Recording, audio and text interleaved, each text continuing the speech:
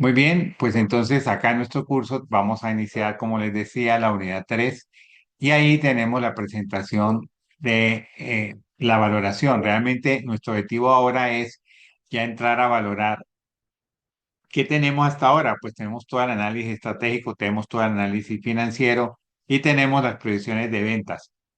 A partir de ahí hay que crear todas las cifras para proyectar todas las cifras y poder hacer el cálculo del flujo de caja libre y el flujo de caja del accionista. Esas son las dos, digamos, herramientas o modelos fundamentales que hay que desarrollar. Y cuando lo tengamos, pues ya podemos hacer la valoración. Y luego lo demás, pues son, digamos, aspectos complementarios, marginales hasta cierto punto que se van a dar. Eh, Aquí tenemos la presentación formal de la evaluación de empresas por flujo de caja descontado. Entonces, fíjense que un flujo de caja descontado tiene varias cosas. Un flujo de caja proyectado. Si hoy estamos aquí en el momento cero, pues nosotros tenemos que proyectar los siguientes años. Ustedes están proyectando 5, 6, hasta 10 años. Pero lo ideal, o no lo ideal, lo requerido es que se proyecte hasta el infinito. ¿Por qué? Luego lo veremos, pues bueno, ya lo sabemos, o sea, después de que nosotros pasamos 25 años hacia el futuro, financieramente los negocios pueden considerar perpetuos. Y como una empresa no se va a cerrar en los próximos 25 años, sino que seguirá, pues va a ser una empresa que tendrá unos flujos de fondos teóricamente largos, grandes, longevos, de a partir de hoy, y va a ser entonces, se vamos a tener que considerar esa perpetuidad. Por eso aparece este esquema así. Estamos aquí hoy y nos interesa hacer todas estas proyecciones hasta el infinito. Claro, después vemos cómo nosotros hacemos estas proyecciones hasta cierto punto, unos 5, 10 máximo. Normalmente uno usa 10, pero yo creo que con 5 vamos. Y de ahí para allá podemos ya hacer unas estimaciones para el resto. Visto esto, pues tenemos los elementos de flujo de caja descontado,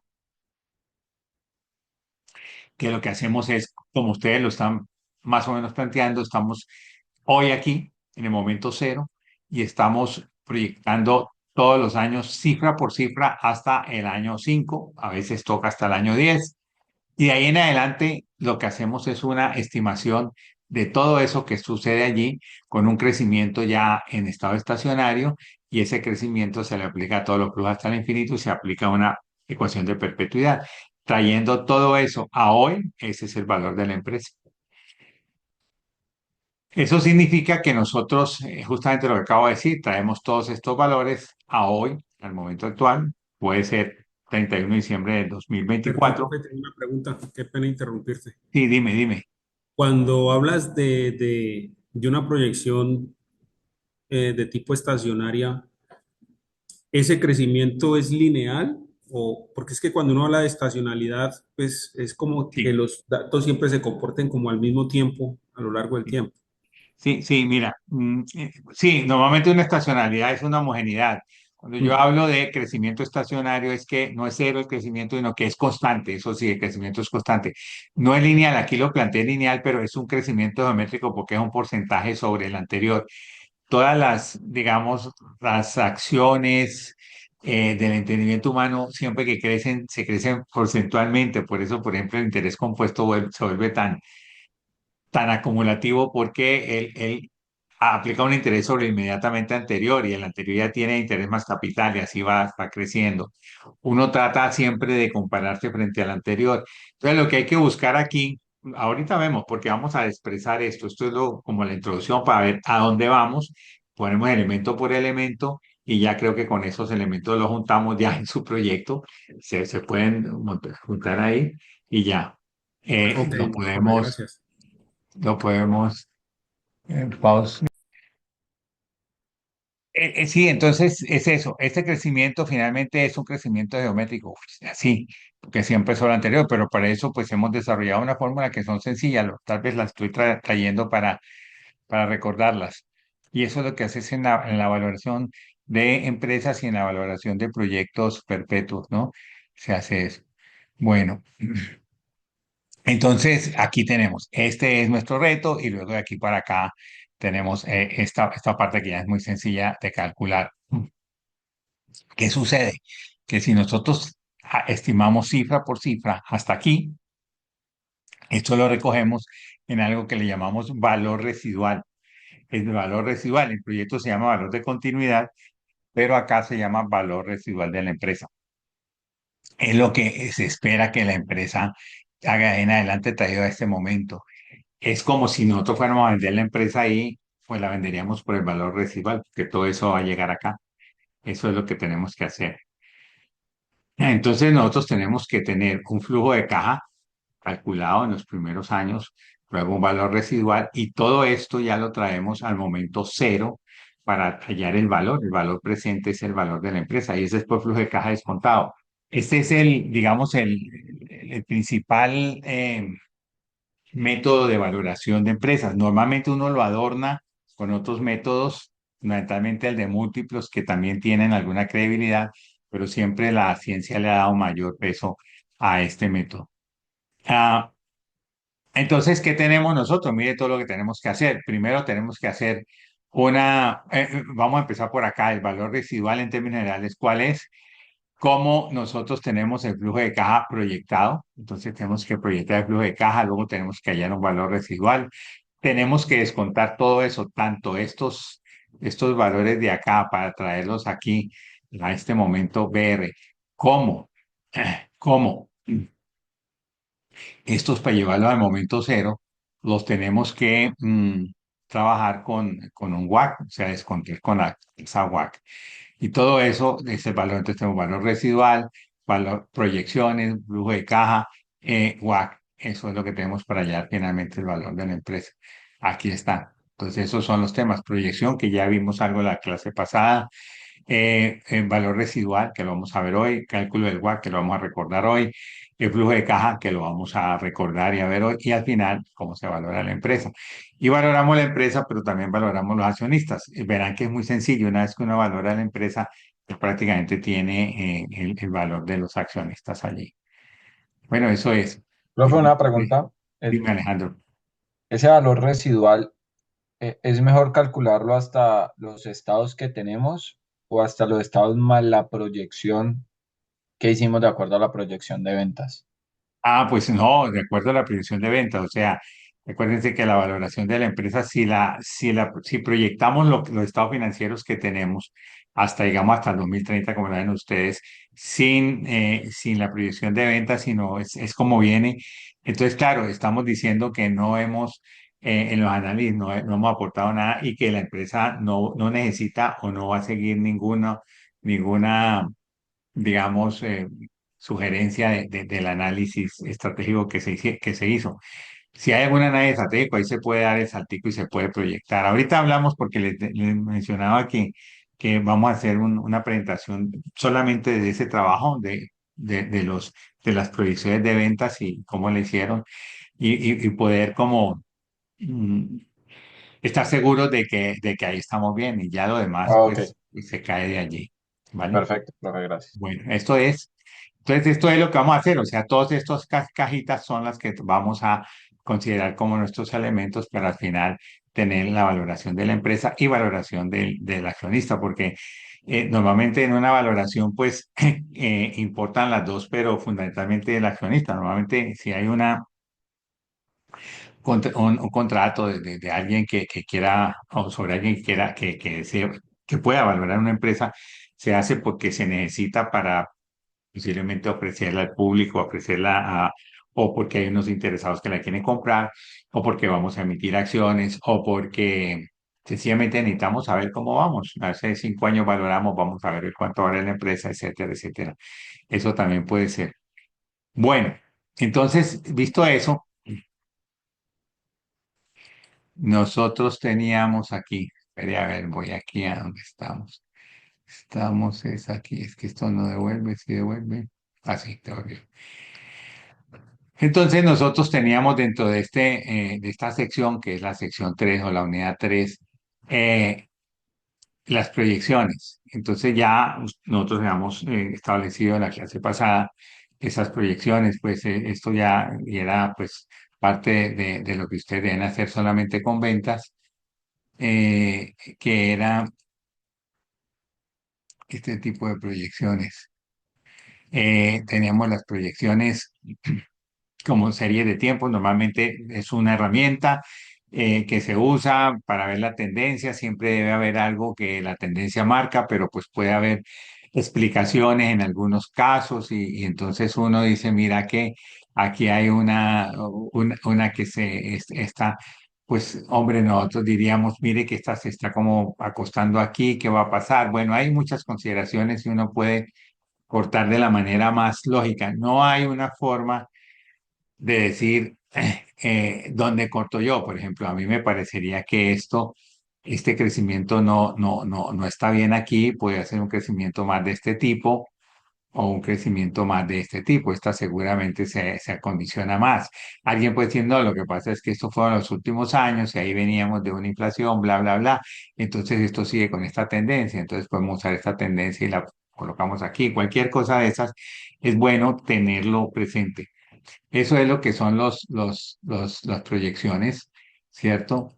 Mm, y también teníamos proyecciones de índices, pues que era muy sencillo. Cuando uno proyecta todo con índices, pues la inflación es muy diciente de esto, pues sencillamente uno dice, ah, bueno, es que eh, eh, uno dice, mire, la inflación va a ser del 10%, entonces la proyección para las ventas del próximo año son de las actuales multiplicado por uno más el 10% y posiblemente que tenemos una estrategia de aumentar el 20%, entonces las ventas van a ser eso todavía por uno más el aumento de volumen.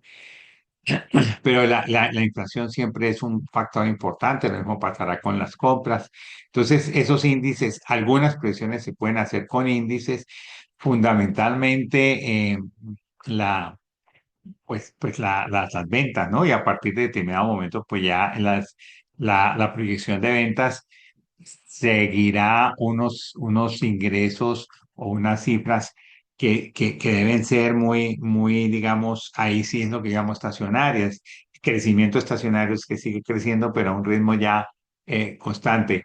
Y ese crecimiento constante normalmente está dado por la inflación, porque pues la inflación siempre va a existir, entonces los precios van a aumentar y si la empresa sigue igualito, produciendo lo mismo, etcétera, pues va a crecer, todas las cifras le van a crecer en la inflación y aproximadamente, pues, y eso hace que esa sea más o menos una proyección.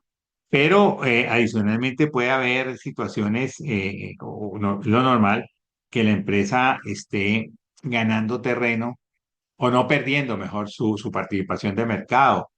Entonces no está produciendo lo mismo, sino que está operando, o sea, produciendo más o menos con el PIB.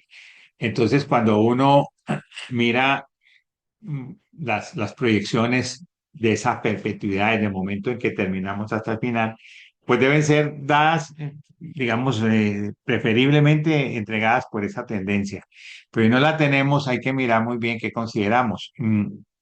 Una forma es decir, vamos solo con la inflación que esperamos de aquí en adelante, del año 30 en adelante, o vamos con la inflación más el incremento del PIB. Si la empresa mantiene su participación de mercado, o sea, no pierde, va aumentando sus ventas también. Entonces, si uno hace las cuentas en Colombia, y ahí está alguna, yo creo que les puse alguna escrito en alguna parte, está más o menos entre eso, entre la inflación, que puede estar en el 3% y la inflación y el crecimiento que podría estar también en un 6-7%. O sea, uno más o menos si está creciendo el 3 pues dice, bueno, y si está creciendo hasta el 7 sí. Si empieza ese crecimiento perpetuo, pues el grande, el último, inicialmente puede crecer bastante, pero al final tiene que crecer ya en un estado que yo llamo estacionario de crecimiento, o sea, sigue engordando, pero numéricamente, pero en forma constante, en porcentaje constante. Entonces los índices son muy apropiados para ello. Los índices son muy apropiados para ello. Bien. Ah, bueno, y en lo de paridad no lo voy a ver. Esto lo tienen ustedes, porque es que esto también se ve en finanzas internacionales. Entonces, y es solamente si uno quiere proyectar tipos de cambio. Si alguno necesita, pues lo miraremos. Me dicen y lo miramos, pues fuera allá cuando se vea en finanzas internacionales, pues claro, esto se va a entender. Si no me toca decirle, vea, es así, más o menos eso significa esto, y ahí está. Si tenemos cifras importantes de compras o de ventas internacionales, pues hay que mirar esta paridad cambiaria. Bueno, esa la dejamos como para después, sí. Esa es la idea. Bien, visto eso, yo quería invitarlos a que abriéramos un ejercicio. Nosotros hicimos aquí algunos ejercicios de predicciones de cifras. Eso lo hicimos la vez pasada, pero aquí tengo unos ejercicios de inflación. Entonces, normalmente la inflación sí toca muchos de los elementos de las proyecciones. Entonces, quería como hacer una discusión sobre eso. Ustedes la pueden tomar como base, pueden ajustarla, pueden decir no es así, dependiendo de las circunstancias, ya cada cual lo tiene. Entonces, a ver, podemos abrir allí ese ejercicio, proyección de la inflación. Y está medio hecho, o sea, yo dejé como para que me entendieran qué es lo que se hace. Aquí está. Y entonces, con eso, puedes saber cómo trabajamos. Siempre en estos tiempos hay un problema y es ese, la inflación. Si uno toma una inflación, digamos, histórica, el asunto le da, uy, pero ¿cómo estamos en 5 y pico y nos vamos a 3? ¿Qué es eso? Entonces, ¿cómo hacemos ese salto? Son consideraciones, no dejan de ser subjetivas, pero no arbitrarias. Y más o menos las tendencias le pueden a uno indicar y hacer una buena defensa de, digamos, de esas consideraciones que hace. A ver, aquí puse la fuente, es del Banco de la República y está el histórico por mes, creo que sí, por mes, no, se lo tienen por mes. Desde el 54 hasta ahora, hasta enero del 25. Yo aquí pues he ocultado muchos. ¿Y qué tienen? Solo tienen la fecha y el índice de precio al consumidor, el IPC. Entonces, lo que hice fue calcular la inflación. Aquí está muy clara. La inflación es el IPC de este mes dividido entre el IPC del mes anterior menos uno, o sea, la variación. La variación del IPC es lo que se llama inflación, cómo aumentaron o disminuyeron los precios consumidores. No siempre la inflación es positiva. Por aquí hay uno de mes que fue negativa. Y yo creo que por acá, al final también, aquí está 24, 25, por allá en octubre del 24 hubo una inflación negativa. Esto es, eso es, pero estas son las inflaciones mensuales. Entonces, ¿qué hicimos? Aquí lo que hice fue poner esa inflación en términos anuales de esta manera. Bueno, la inflación mensual de nuevo, aquí lo que hice fue más el IPC de este mes menos dividido entre el IPC anterior, que vemos que el este mes menos el anterior sobre el anterior da eso, esto menos uno. Entonces, al hacer esto, tenemos ya la inflación. Lo que sucede es que aquí, pues estaba toda la serie. Yo aquí la corté y dije, vamos a sacarlo de este siglo. No miremos allá porque, pues, puede ser una consideración más o menos racional. Miremos este siglo a ver. Y entonces esa inflación mensual la calculamos hasta acá. Fíjense que el último mes es el de enero. A mí me interesa la anualizada. Entonces, ¿cómo hacemos con la anualizada? Aquí lo que hice fue lo siguiente para allá la tasa, la inflación mensual, recuerden que esto es una tasa compuesta. Entonces esta tasa no está en porcentaje mensual. Entonces tomo el año. Entonces uno más esta tasa del primer mes por uno más esta tasa del segundo y así hasta los 12 meses. Aquí está. Como aquí fue el 31 este fue la inflación de enero, aquí la de febrero, aquí la de marzo, entonces me paro aquí en 12. Este es el último mes. Entonces, ¿yo qué hice en esta columna? En esta columna tomé la inflación mensual y le sumé uno. Entonces, ahí me da este valor, está en porcentaje, pero igual podría ponerlos en sencillamente en cifras, ¿no? En cifras aquí me puedo poner, oh, ¿esto era? No, Es de esta, la comita, creo que. es de la comita, gracias, gracias. Y le podemos poner todos los decimales que queramos, ¿vale? Bueno, ahí está. Entonces ya tenemos ahí esa parte de la inflación. La inflación no me dio porque formato de celdas. Esto es número y le vamos a poner un número. Exacto. Aceptar. Entonces cuando aquí sí me lo tiene que poner todo a este formato, se lo aplicamos a todo. Bueno, ahí está. Entonces, ¿qué sucede? Que la inflación anual, pues debo tomar los 12 meses, uno, 2, 3, 4, hasta aquí. Yo creo que hasta aquí está el 12 aquí. Y le hago el interés compuesto, que es uno más S por uno más S por uno más S. Entonces, más producto de todos estos, del primer mes hasta el último mes, ¿vale? Si la quiero anualizada, y ahí tengo. Menos uno, sí. Menos uno, claro. Menos uno. Entonces me da este 8,74, digamos así. Este es, pues ahí le voy a mostrar 8,75 pues de ese año. Si yo tomo esta, copiar y la copio aquí, vamos a ver que me reproduce este 7,65. Este también me produce el mismo 6,98. Y así en todos los casos. Me va reproduciendo. Entonces ya tengo tasas anuales y esas tasas anuales pues las he colocado acá para que vean pues que tiene aquí esta 75 es porque aquí yo le puse 2 4 5 1 2 3 5 entonces ahí está lo mismo este. Entonces cogí la de todos los años, ¿cierto? Y la fui poniendo acá, desde el 2000 hasta el 2024. Esas fueron. Y ahora yo sí puedo decir, Profe, qué bueno, pena una pregunta. dime, Es que yo sí, veo que usted al final ya no toma todo el año, sino solo como la no, no, última fecha. a ver, para que, vea, aquí lo tengo oculto, entonces voy a mostrarlo.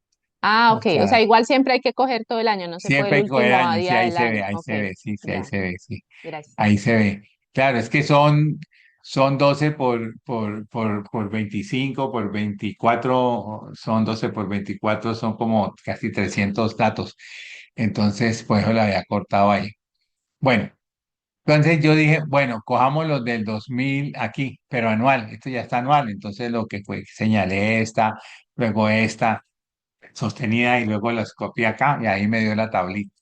Entonces, normalmente para hacer las regresiones yo les pongo años uno, usted puede coger este también o puede dejar uno, dos, tres, cuatro así, y aquí tenemos hasta el año 24.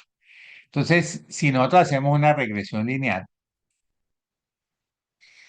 aquí está, pues uno grafica estas dos, ¿no es cierto? Si ustedes miran ahí que he graficado, he graficado estos dos, el periodo en ordinales, uno, dos, tres, cuatro, y acá, y eso me da la gráfica azul.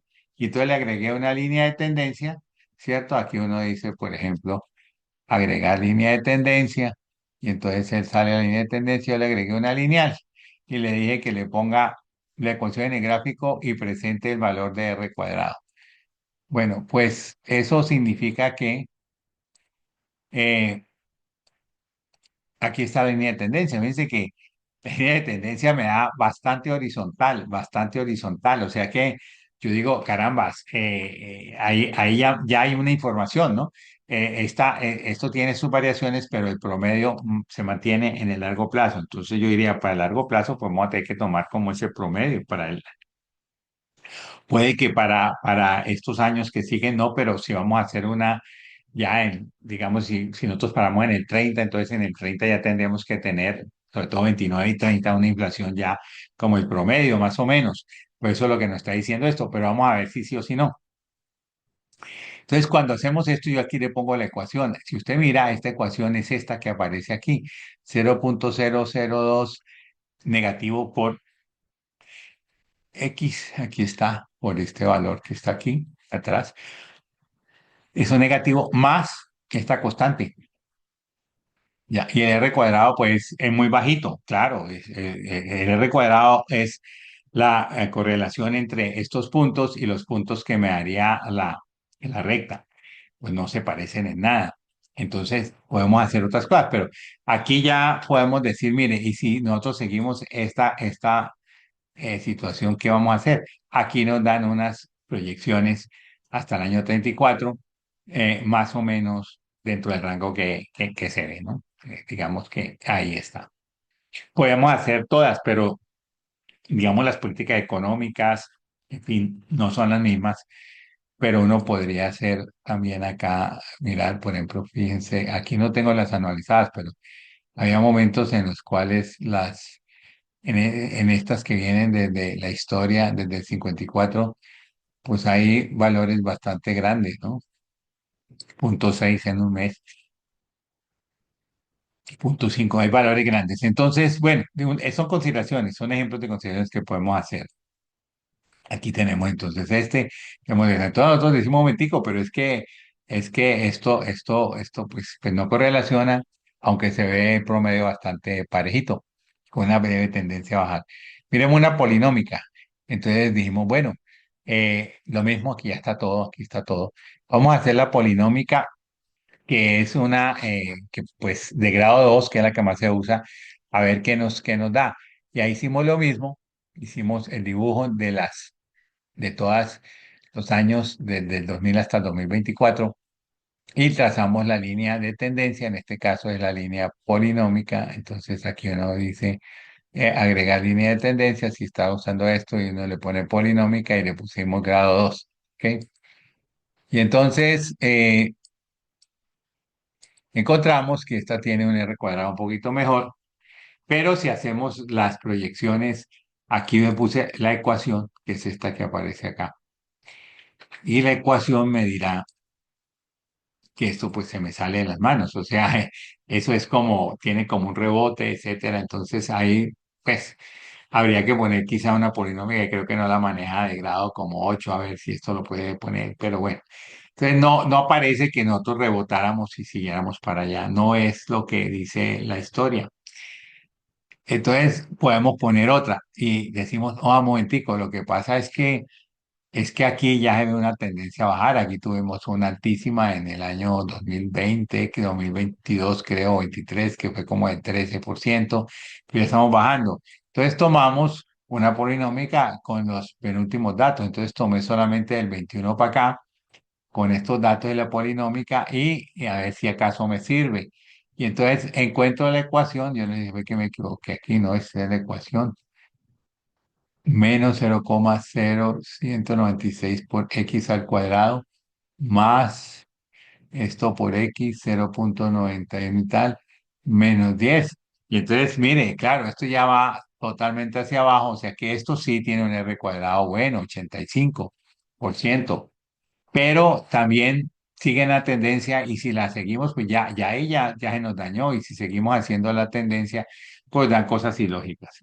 Y así uno puede seguir mirando, pero yo con esta estrella yo creo que hay suficiente elemento para decir, mire, nosotros fluctuamos frente a unas inflaciones que están por este lado y que pues en el largo plazo tienden a bajar. Entonces, ¿por qué no miramos los promedios a ver qué pasa? Y entonces, en el promedio, tal vez aquí en este, no, en esta línea, perdón, ahí lo tengo. En el promedio, vamos a ver qué nos da. Aquí lo que hice fue el promedio de todas estas que eran las anualizadas, ¿se acuerdan?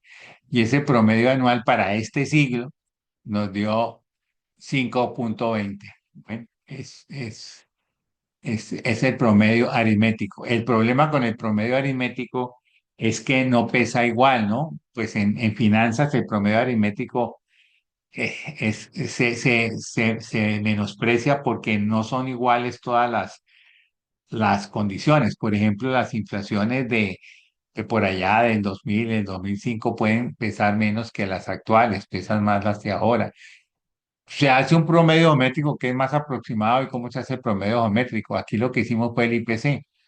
¿Cuál fue la variación del IPC en todo el periodo? Entonces, mire lo que hicimos. Cogimos el último del año 2024 y el último del 99. Aquí está el último del 99. Aquí está. Y en este tiempo valía 39 en IPC y aquí valía después 144. Entonces hicimos la variación de todo ese periodo, entonces ahí quedan todas las variaciones internas y solamente cogemos las dos puntas y decimos que eso es 2,64 veces, o sea, 146 es 2,64 veces el 34% de allá. Pero eso sería en un periodo de 25 años. Entonces, para poder obtener el año, le elevamos a la 1/25 - 1. ¿Por qué 25? Porque estamos contando del 99 al 2000 hay uno y luego hay 24 años, o sea, 25. Entonces, aquí tengo la fórmula, aquí está bajito, y la fórmula lo que hace es tomar elevarlo a la 1/25 - 1, y eso me da 3,96, muy cercano a 4. Aquí el promedio aritmético me da 5,34. O sea que yo creo que por ahí, por los lados de 4, puede estar bien el asunto. Ahora, también es cierto que si nosotros miramos esta gráfica, pues todavía no estamos en 4, estamos muy arriba. Podemos irnos bajando hasta llegar más o menos a 4 y ponerle ese o poner 3,96 o el que el Banco de la República normalmente tiene como meta, que siempre entre 3 y 4, promedio 3,5. Pero esto es, digamos, un soporte para decir, mire, yo tomé esto así, por esta razón. Entonces, digamos que uno puede proyectar muchas cosas, inclusive no solamente las internas como las ventas, sino también externas, ¿no? Como en este caso, las, la tasa. Hay otras, por ejemplo, uno podía proyectar el IPC también, y era más o menos lo mismo. Uno podía proyectar, si trabaja con elementos importados o tiene exportaciones y son importantes dentro de las cifras, pues hay que ponerlas y proyectar la devaluación. Y entonces uno la puede proyectar la devaluación misma, la puede proyectar como la inflación de igual manera. Eh, eso es. Eh, bueno, inclusive las tasas de interés también, si uno quiere mirar ahorita, sí, creo que miramos en un ejercicio, vamos a ver que uno podría tener varios caminos para estar de interés. O sea, no quiero dejar decir que esto está en el aire, sino darles más un menú de principios de caminos que pueden tomar para soportar sus datos. Eh, es suficiente y más que suficiente para comparados con muchos consultores, seguro que sí. Y esto es, si tienen alguna pregunta, y si no, yo les pediría un favor. Yo quisiera que me presentaran sus proyecciones de ventas, que fue lo único que hicimos, y explicaran, ¿verdad? Las proyecciones de ventas son estas y estas. Yo vi apenas dos porque en el momento que los vi una hora antes de comenzar, los elogié. Había solamente dos trabajos. Si no los han puesto, no importa. Los que no han puesto, me dicen cómo lo hicieron, y si no los tienen, pues también me dicen no, para ver y poder comentar un poquito esas proyecciones de ventas, cómo las hicieron, qué contienen, qué no, y si son convincentes, que de pronto, pues digamos, uno sí, no es que no pueda ser optimista, puede ser optimista con esas estrategias que ustedes plantearon en el DOFA. Me parecería importante soportar muy bien si las estrategias son demasiado optimistas, o sea, lo que me preguntaba ahora su compañero Algarra, es que si proyectamos lo que venía o proyectamos, que creo que ustedes lo hicieron así, o proyectamos con los salticos de la estrategia. Entonces vamos a ver si ustedes lo quieren, pues podemos entrar allí, ¿vale? Preguntas, dudas, inquietudes. Ok, entonces si ustedes quieren, vamos a revisarlo. Esta parte no la voy a grabar, pues no es, digamos, tan formal, entonces voy a pausarla. Bueno, esto se llama valor de continuidad en proyectos o se llama valor residual en empresas. Por allá, muy al comienzo de su carrera, de su maestría, ustedes vieron pues la parte matemática, y allá se veía como si uno tenía una cuota fija perpetua, y se traía valor presente, matemáticamente la expresión se volvía que el valor presente era igual al valor de la alícuota sobre la tasa. Estamos hablando de una tasa constante. Entonces, esto es un efecto que podemos mirar, que nos va a servir. Y el otro importantísimo, que quizás es el más importante, es este. Cuando tenemos una serie de cuotas crecientes en forma de gradiente geométrico, o sea, que van cada una siendo un porcentaje mayor que el anterior, así sucesivamente. Lo que tenemos allí es un gradiente geométrico y si esto se prolonga al infinito, la expresión se vuelve así. El valor presente de todas estas cuotas, el valor presente en el momento cero por ahora, es igual a la primera cuota dividido entre I menos J. En matemáticas financieras, por ejemplo, en mi libro, ahí lo tengo deducido pues en un apéndice como 2 páginas y se deduce primero la ecuación de cuando esto no es infinito y a partir de ahí se hace la expresión a que n tiende a infinito matemáticamente y da esto. Y es buenísimo porque ya le provee a uno una fórmula, un modelo para poder establecer qué pasa si hasta aquí, hasta el momento 5 hasta el año 10 hasta el 5 10 hice mis formación de flujos de caja y cómo valoro lo que hay de ahí en adelante. Entonces, ahí utilizamos esta fórmula. En esta fórmula, pues J es un crecimiento constante y además aquí hay una condición importante y es que I no puede ser igual a J. O mejor, J siempre debe ser menor que I. Porque si J fuera igual a I, esto sería cero.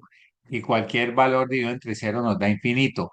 Pero peor, si J fuera mayor que I, esto nos daría negativo. Entonces el valor frente negativo no tiene ningún significado. Realmente, siempre J, cuando tenemos perpetuidad, o sea, cuando n tiende a infinito, J va a ser menor que I. ¿Cómo conseguimos la perpetuidad? Pues una es por el crecimiento natural, que normalmente pues vamos a ver si en 5 años, que es la proyección, si usted puede ver en 10 mejor, pero pues con 5 uno podría decir, hombre, sí, ya más o menos estoy próximo allí a conseguir ese valor constante de crecimiento y ese sería, pero muchas veces no lo consigue uno, entonces uno tiene que hacer la expresión, mire, mi crecimiento de aquí en adelante, ya sacaron la estrategia, va a ser un crecimiento normal, un crecimiento que por no llamarlo vegetativo le llamamos un crecimiento estacionario, crecimiento, no valor estacionario de crecimiento, se estacionó en 5%, entonces 5. Y es muy claro porque muchos constructores sé que ellos ponen valor de continuidad 5 y es eso. Y no se puede pensar en otra cosa.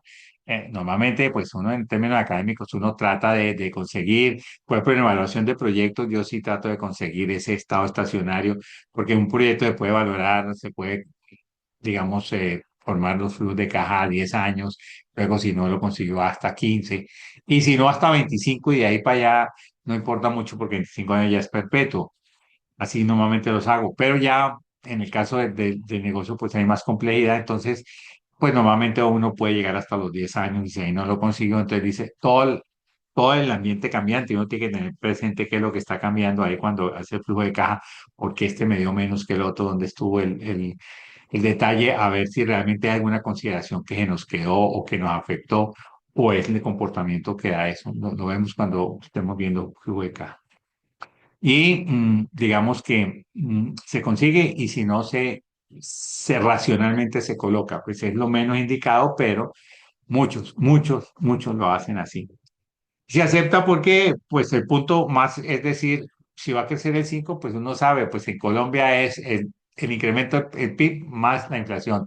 ¿Usted tiene limitaciones de planta? Sí, pero las estoy supliendo porque la máquina, las inversiones prácticamente hacen de mantenimiento, no sé qué, y no hay inversiones fuertes. Ah, bueno. Y usted puede seguir entonces produciendo más y claro, va vendiendo más porque la economía se va volviendo más grande, más grande, más grande y usted va al ritmo de la economía. Sí, sí, sí. Y la inflación pues sale de su propio peso. Entonces el 5 está bien, el 6 de pronto está bien, pero usted me dice que es un 15, ahí ya el modelito no funciona, pero no es porque no funcione, sino que no hemos estado en estado estacionario. Hay casos de negocios que no están en estado estacionario. Hace 2 años tuvimos un negocio complicadísimo porque era un negocio de inteligencia artificial. Para valorarlo, mejor no estoy en estado estacionario, no, no, no, no. ¿Cuánto? Dígame, ¿cuándo es? No lo sé.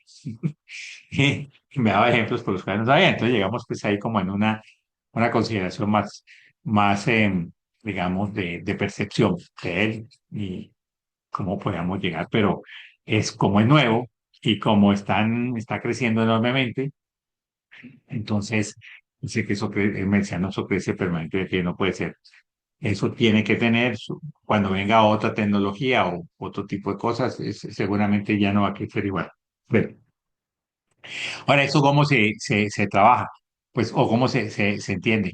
Pues estas dos fórmulas, pues esta la podemos olvidar porque si nosotros tenemos que el crecimiento es cero, la cuota sea fija, entonces B es una A, y si el crecimiento es cero, pues queda I, o sea, sobre I. O sea que la fórmula mágica es esta, la de el gradiente. Y el gradiente, pues nosotros cómo lo vamos a entender aquí.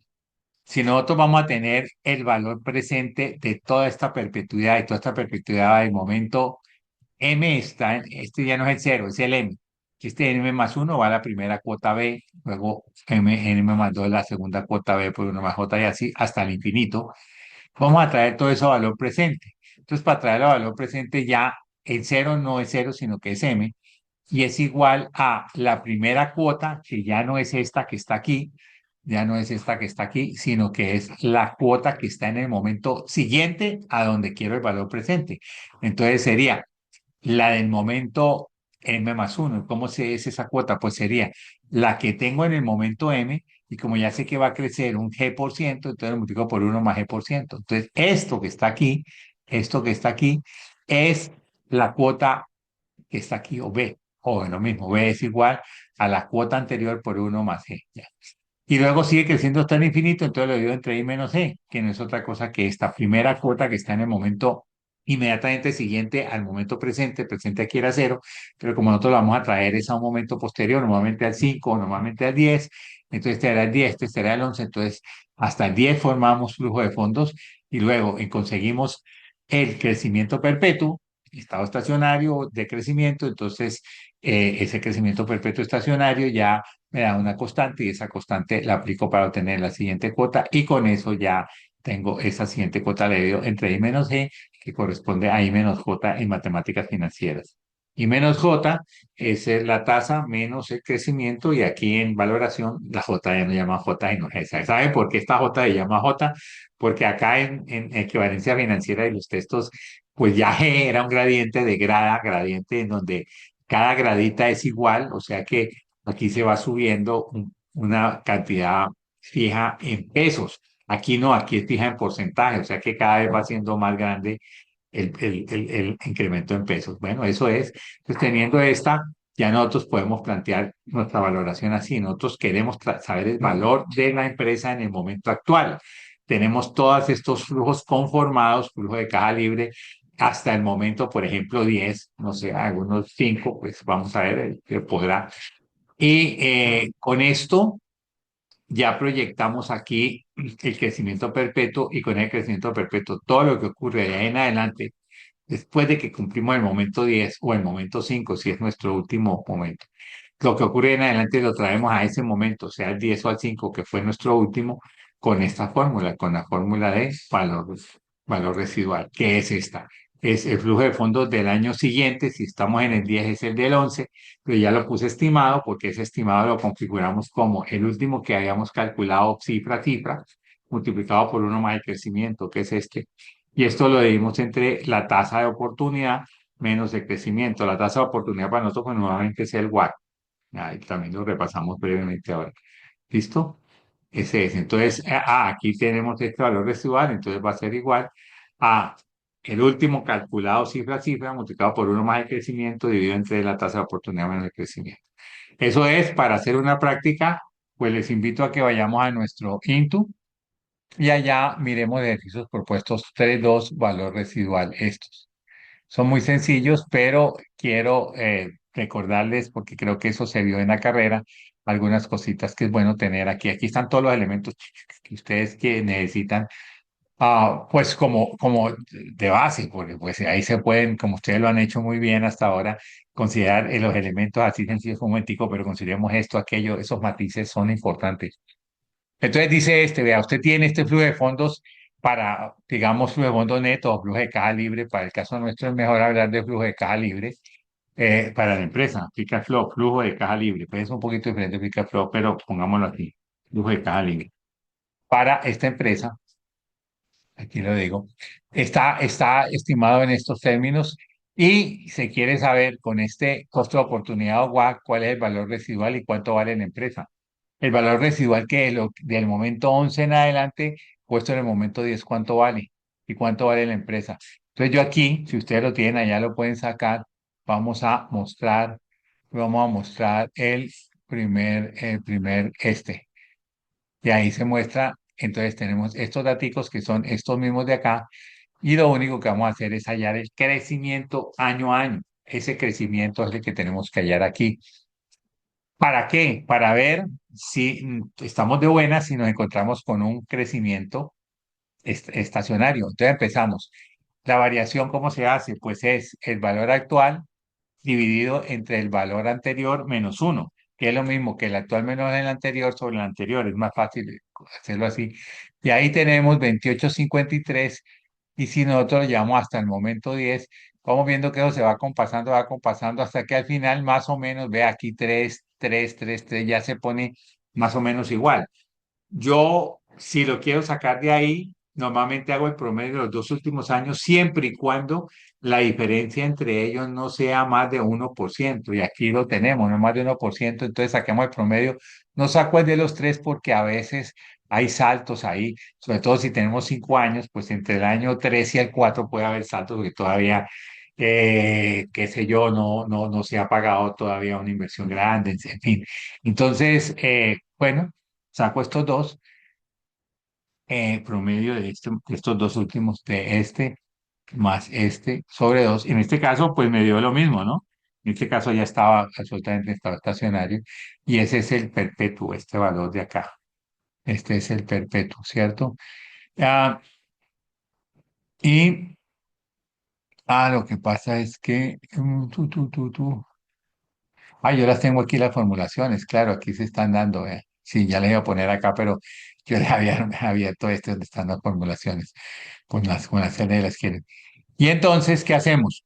Ese es el valor perpetuo. Y el valor residual, que está en el momento 10, ¿cómo lo calculamos? Con el flujo de fondos del momento del 11, que es el del 10 por uno más G. Entonces, aquí está.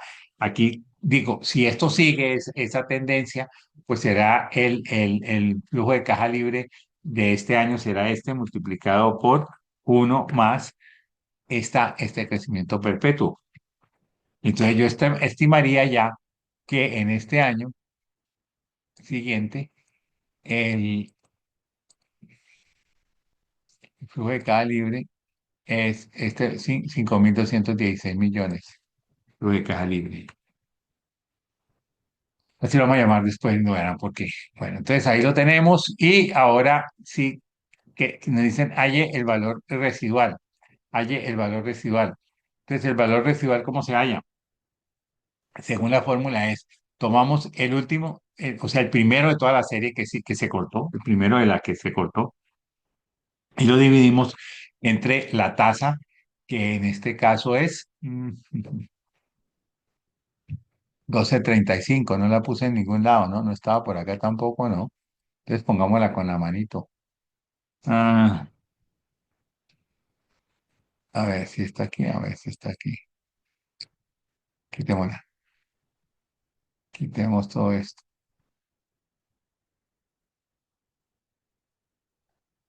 Vamos a ver. Es que debía estar en algún lado, ¿no es cierto?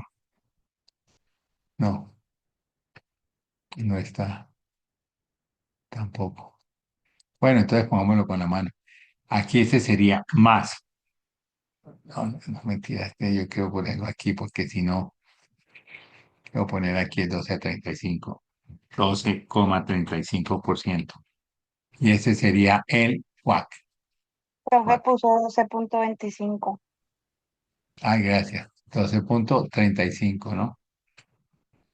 35, ese es el famoso WAC. Entonces pongamos aquí. Mi WAC es este de aquí, ¿vale? Muy bien. Y entonces aquí sencillamente ahora si hago el valor residual será ese primer monto de ahí, el primer flujo de caja libre dividido entre el WAC, que es este, menos el crecimiento que ya lo encontramos. Y listo, eso es todo. O sea que ese flujo de caja va a ser este valor de acá. Este es el valor residual en el momento 10. Por lo tanto, por lo tanto, nosotros deberíamos de considerar ya un flujo de caja con todo este valor residual. Entonces, lo que hay que hacer es, espera, a ver, pongo este mejor aquí. Y ahorita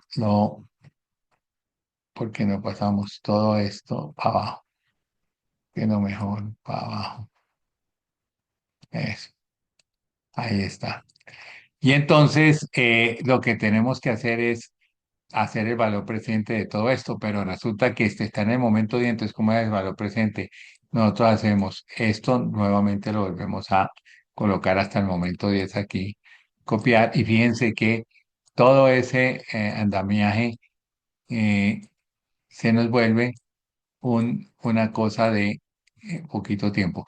Todo es igualito, ¿cierto? Es decir, aquí lo que hice fue copiar el flujo de caja libre del primer año y todos los flujos de caja libre de todos los años iguales, pero al del año 10 le adiciono el valor de continuidad más este valor de continuidad. Es como si la empresa nos durara 10 años, en este caso, esta empresa nos durara 10 años. O sea, mm,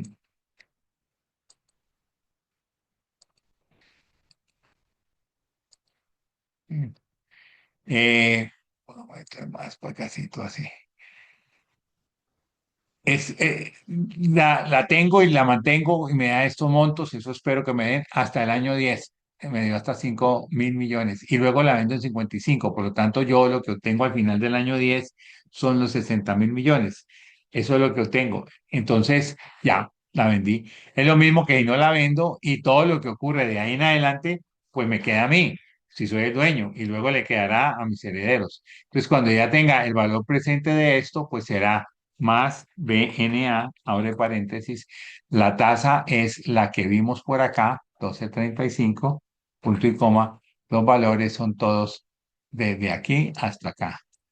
¿Se acuerdan cuando los proyectos es lo mismo? Lo que pasa es que aquí no hay momento cero, aquí todo está en el momento uno y todo esto nos lo pone en el momento cero. O sea, esa empresa vale 37.452 millones considerando este valor. Y uno no puede, fíjense que si nosotros no consideramos valor de continuidad, sino que sencillamente consideramos hasta el valor 10 y la tocamos ahí, la empresa valdría 20.000 millones.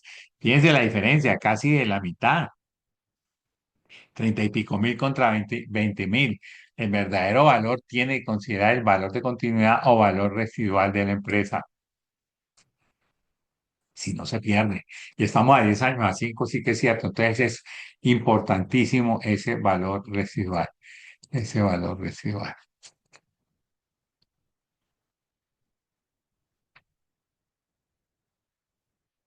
Un poquito más acá, así.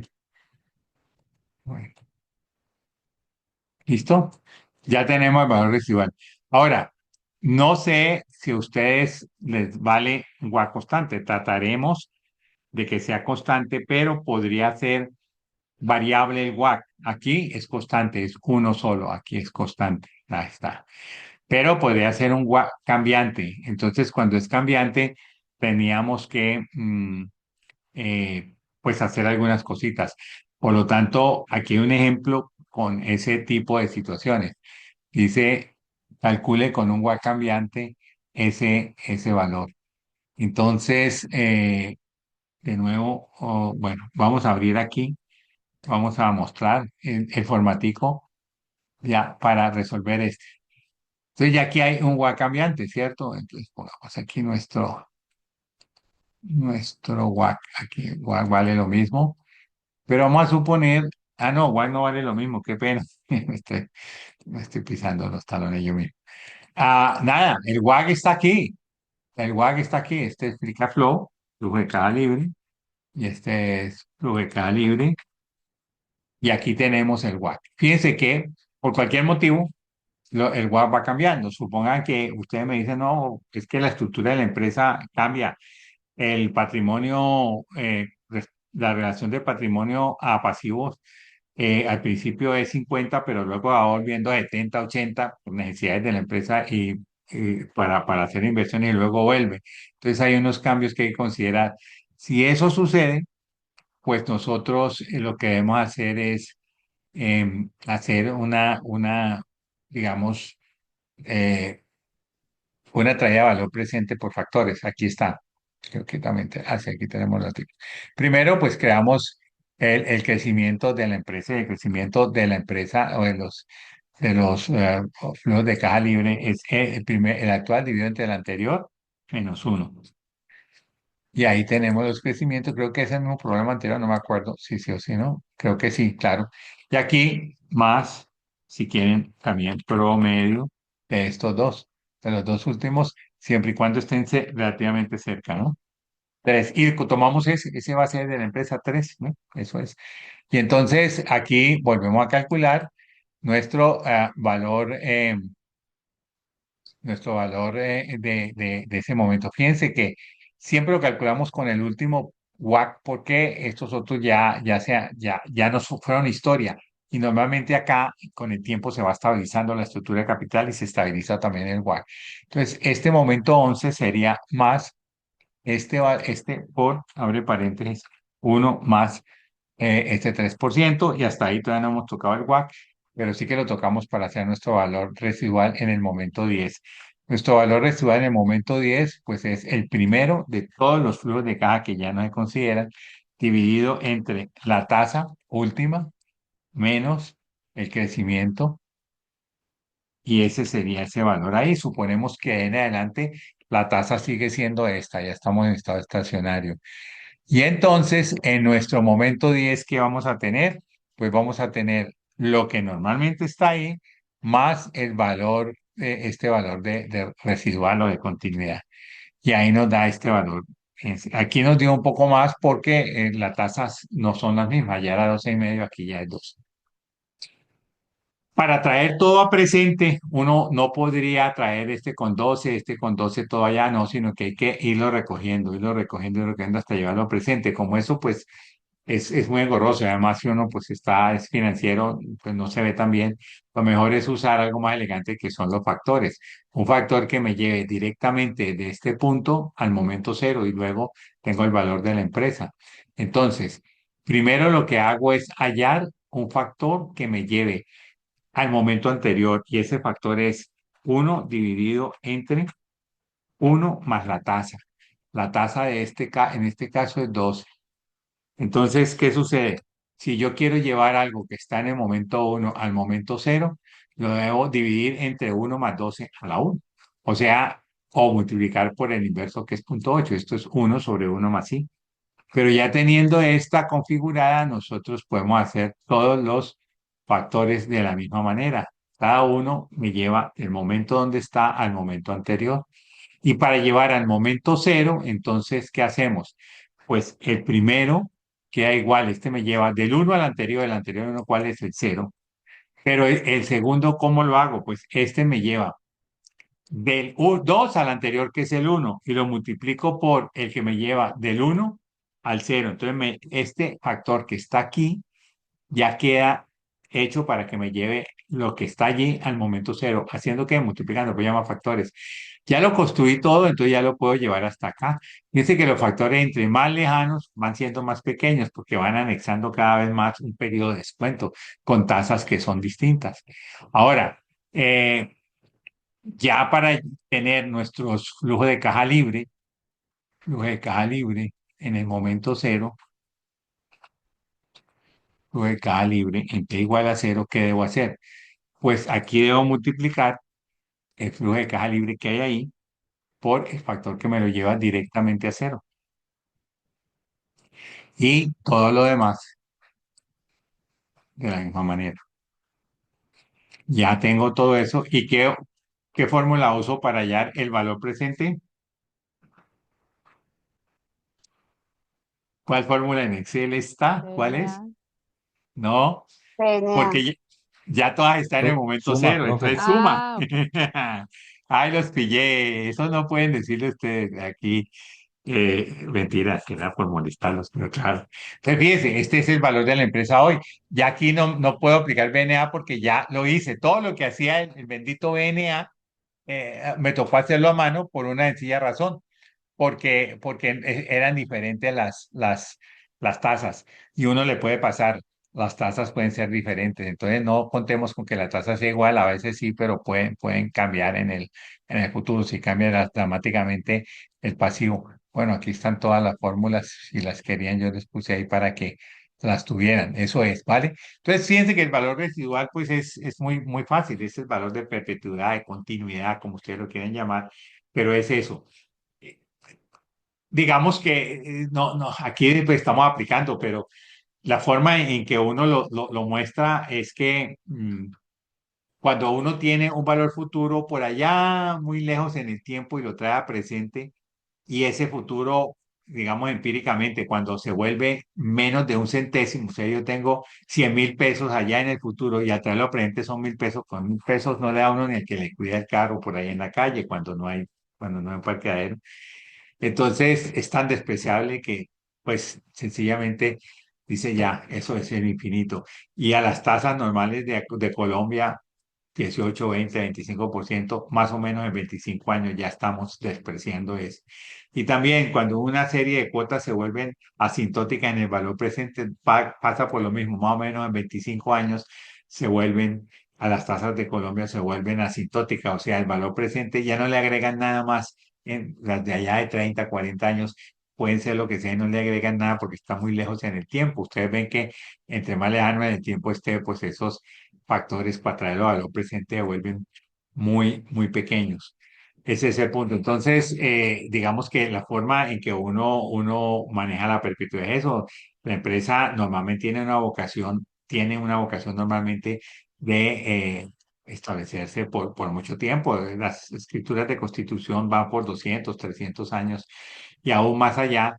Si está llegando a ese momento, por ejemplo, las empresas antiguas del Valle, Ingenios y esto, lo que hacen es un otro sí, cuando van llegando dicen, no, este año cumplimos, entonces un otro sí para extender esa misma escritura por más tiempo, por otros 200 años. Eso tiene vocación de permanencia, digamos así. Entonces ese es el bendito valor residual. Y hay valor residual que es en el momento, en cuál momento tal, y hay valor residual trae valor presente. Uno puede traer valor presente acá con ese valor residual y se llamaría el valor presente del valor residual. Archivo, guardar como. Esto creo que no lo guardé, pero bueno, guardar como. Aquí voy a guardar.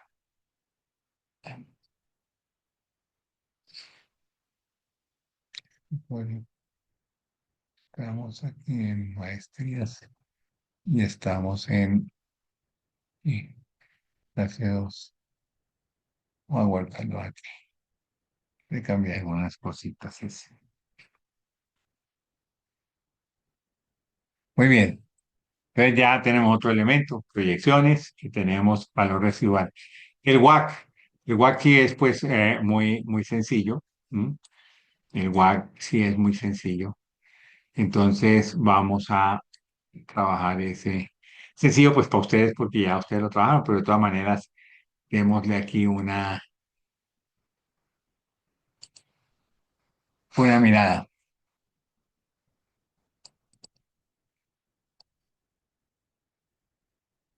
Las dos presentaciones. Aquí está.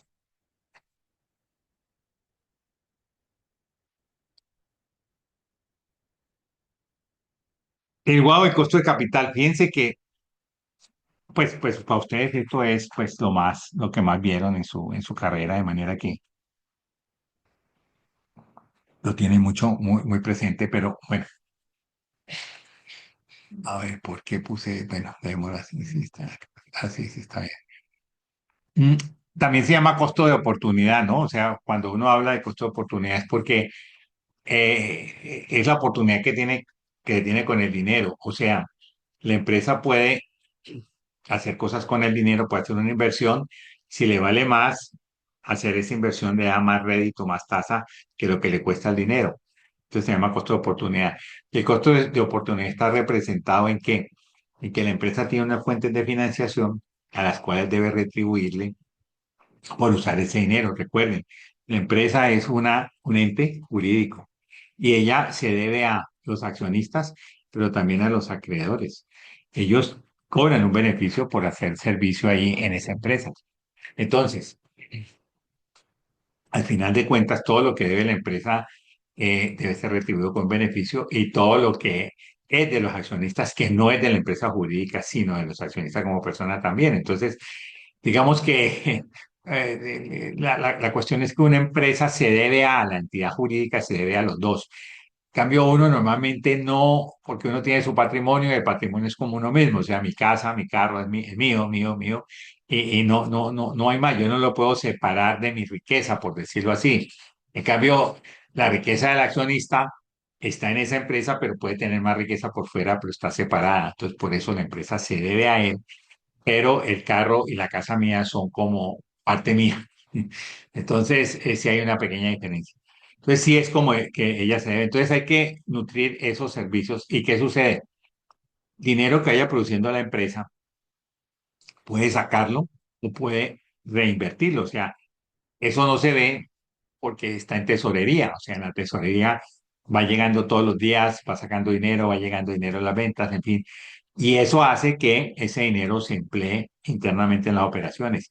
Si no se tuviera, porque se sacó para algo, tuvieran que traerlo de sus fuentes externas y tendrían que pagar ese bendito WAC. Por eso el WAC es el costo promedio ponderado. Ese es el punto.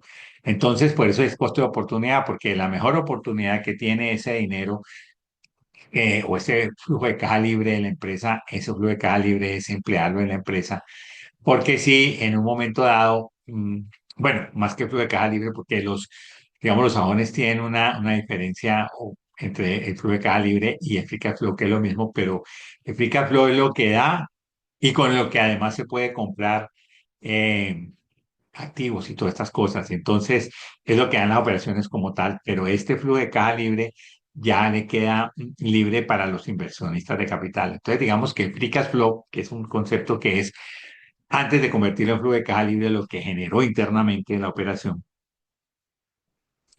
ese flujo de caja, ese free cash flow, puede irse hacia afuera, si allá va a rentar más que lo que renta dentro. ¿Y cuánto renta dentro? Pues evitarse el costo de traer de los accionistas y de los acreedores nuevos capitales es.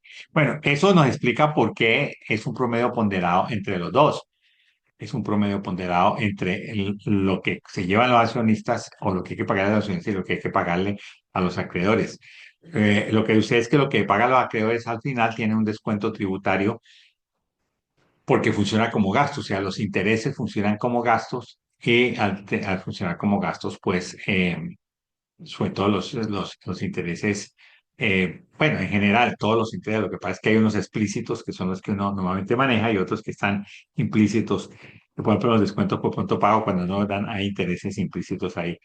Funciona de todas maneras como gastos. Todo eso son gastos y por lo tanto, un dinero que ponen, por ejemplo, en préstamo, es un dinero que cobra un interés y ese interés va a gastos. Si el dinero viniera de los accionistas como acción, dinero de los accionistas, ese dinero no estaría en su beneficio como gastos. Por lo tanto, no estaría, digamos, descontando los impuestos pagados, lo que sí en el otro caso. Bueno, pero más allá de eso, aquí lo que quiero mostrarles es que costo de capital para la empresa ya mm, ya se pegó ya. Tiene esta forma, el WACC, que es costo promedio ponderado de capital, es lo que se ganan los accionistas por uno menos la razón de deuda, siendo razón de deuda la división entre todo el pasivo y y los activos totales, más lo que cuestan los beneficios de los acreedores por su fracción, que es deuda sobre activos o mejor, pasivos totales sobre activos totales. por uno menos T. T es la tasa de impuestos y uno es lo que me queda. Me quito los impuestos y me queda esto. Fíjense que aquí es donde está que realmente la tasa de impuestos va a favorecer, o sea, va a descontarse de los gastos, ¿cierto? Y esto va a ser un gasto. Entonces, al descontarse de los gastos, pues queda diferencia entre este tipo de dinero y este tipo de dinero. Y ese es el WACC. Entonces, cuando lo vamos a calcular, pues nosotros tenemos la información interna de la empresa que la podemos tomar y nos da la mayor parte de los elementos. Deuda sobre activos T, o sea, todos los pasivos sobre activos, tasa de impuestos sobre utilidad agravable T, y los intereses sobre la deuda promedio, ya pues deuda financiera promedio, sería el caso D. Entonces, digamos que todo eso está allí. Pero esta información de la empresa no me da el caso de, fíjense que RD me está dando el caso de, me está dando T. Lo podemos hacer del último año o lo podemos hacer de los últimos años. Normalmente, por impuestos, uno, por algunas variaciones, uno siempre toma los años históricos. Los intereses, pues normalmente toma los últimos, a no ser que uno piense que la tasa de interés va a variar, en fin. Y deuda sobre activos, pues depende de la estructura capital que se prevé hacia futuro, pero fundamentalmente es la actual, a no ser que se prevea que vaya a cambiarse. Y el problema aquí es calcular lo que se llevan los accionistas. Y esa parte, pues, tiene su trabajito. Lo demás se puede encontrar en los estados financieros y se hacen los cálculos para encontrarlo. Se acude teóricamente, se siempre calcula teóricamente según la teoría financiera, acudiendo al modelo Capital Assets Pricing Model. Y entonces, ¿qué dice el modelo? Pues rápidamente, el modelo parte de aquí, de que hay una rentabilidad que yo le puedo medir a los activos de capital. Los activos de capital, pues, en este caso son las acciones. Yo tengo el precio de hoy menos el precio de ayer. Eso me da la ganancia, puede ser positiva o negativa sobre el precio de ayer. Eso me da la variación, puede ser positivo o negativo y me da un porcentaje o sí, una tasa diaria. Los dividendos que aquí se ponen, pues normalmente se ponen para que llamar la atención en que efectivamente los dividendos podrían reclamar su participación, pero normalmente no se toman porque la idea es que los precios de mercado van reflejando los dividendos. Los dividendos, pues no es que sean muchos, pero sí cuando se va llegando, si yo voy a vender mis acciones y dentro de 6 días me van a pagar dividendos, por lo tanto, si yo las vendo hoy, el que esté en 5 días como propietario de la acción y que recibe los dividendos, pues yo tengo que cobrar los dividendos. El mercado se va poniendo en eso, entonces lo tiene. Entonces, por eso, normalmente los investigadores aquí no toman los dividendos para hacer sus cuentas. Entonces queda la variación de precios y esa variación de precios nos puede dar ¿qué? Nos puede dar una serie de precios y esa serie de precios la vamos a relacionar con la rentabilidad del mercado. En el caso colombiano, pues es el Colcap. En el caso americano, Standard Poor's, y son las rentabilidades de mercado, que son rentabilidades de índices que se venden obviamente en los mercados financieros. Y ambos se les puede hacer la misma fórmula, entonces podemos hacer una relación entre la rentabilidad de la empresa y el mercado y eso nos da esta expresión. Si hay una regresión lineal, aquí tenemos una regresión lineal, porque normalmente los puntos hay un poco de puntos, 1.000, 2.000 puntos, dependiendo de los días o si es más corto de las horas, pero normalmente si es de los días. Si el cierre diario tiene uno aquí, tiene 300, 400, 1.000 puntos. Y entonces eso normalmente se organiza así para que después uno pase una recta equidistante entre ellos y esa es la regresión. Entonces, esta regresión pues tiene un alfa, que es el punto de corte, ese punto aquí, y un beta. Lo que sucede es que beta es el sensibilizador. Si esto es cierto, que esto es una regresión lineal, o sea, la relación más o menos es lineal, rectilínea, entre si el mercado sube su rentabilidad, es de esperarse que la empresa lo sube y viceversa y esa sensibilidad me la da el beta. Si estamos muy insensibles con la empresa, pues el mercado tiene que hacer un gran esfuerzo, un gran cambio para que cambie un poquito la empresa, pero viceversa. Si esto es muy vertical, pasa lo contrario. En un pequeño cambio el mercado nos daría un cambio importante en la empresa. Y entonces estas rentabilidades pues han sido medidas y estadísticamente han dado significancia y entonces nos interesa sobre todo ese beta. Entonces, por esa pendiente se establece matemáticamente, por estadística, y llega a esta expresión. Esa beta es la covarianza entre la rentabilidad de las acciones de la empresa, la rentabilidad de las acciones de la empresa y la rentabilidad del mercado sobre la varianza de la rentabilidad del mercado. Y eso es lo que a veces pues uno hace con investigación o hace trabajos, pero nosotros nos quedamos con esto, ¿vale? Entonces, al quedarnos con esta regresión y que es significativa, pues tenemos un importante hallazgo. Y para nosotros los financieros, pues a veces si la empresa cotiza en bolsa, tenemos las series y podemos bajar el mismo nuestro beta. Ese es el punto. También lo podemos hacer así o lo podemos hacer con el coeficiente de correlación por la desviación típica de la rentabilidad de la acción de la empresa, desviación típica de rentabilidad del mercado. Bueno, ahí está.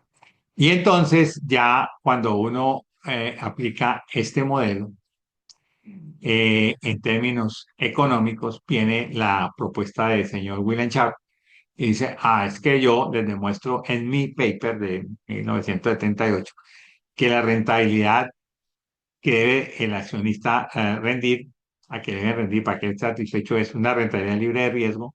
Libre de riesgo quiere decir que no tiene ningún riesgo ni de que sea diferente ni que la paguen después, siempre le cumplirá más una prima de riesgo. Y la prima de riesgo es la prima de riesgo del mercado. El mercado, pues obviamente gana más porque todas las acciones del mercado juntas tienen más riesgo que la rentabilidad libre de riesgo, aunque está diversificado, tiene más riesgo.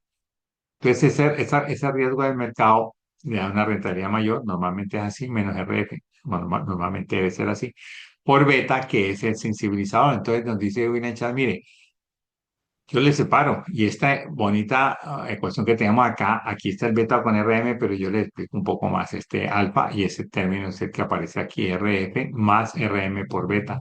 Entonces, perdón, menos RF por beta y RM por beta es el otro. Entonces, digamos que en su paper él hace la defensa de este modelo y se aplica muy fácil y ese modelo nos sirve para encontrar que el bendito caso E, porque es que este era lo que el accionista debe ganar. Y si cambiamos por lo que la empresa debe pagar al accionista o le debe hacer ganar, pues es lo mismo. Y aquí le llamamos caso B. Entonces ya encontramos esa parte, caso B, que no la teníamos antes. No la teníamos. ¿Ok? Y el beta para empresas cotizadas en bolsa, pues los financieros lo podemos fácilmente encontrar teniendo la serie de precios, encontrando las covarianzas y la varianza, en fin, eso se puede hacer.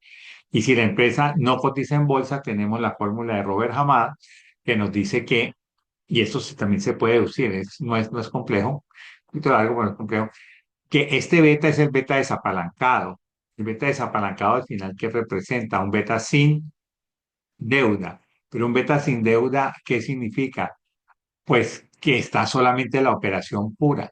Entonces, la operación pura la hemos llamado también el beta del sector. O sea, si yo tengo, por ejemplo, 20 empresas de agroindustria y todas cotizan en bolsa y soy capaz, mediante esta fórmula, de sacarle a cada una su beta, yo les quito el efecto de la deuda que me dice este modelo de Robert Hamada. Robert Hamada dice, mire, hay una cosa que depende únicamente de la operación cuando no está apalancada y otra que depende de la deuda cuando está apalancada.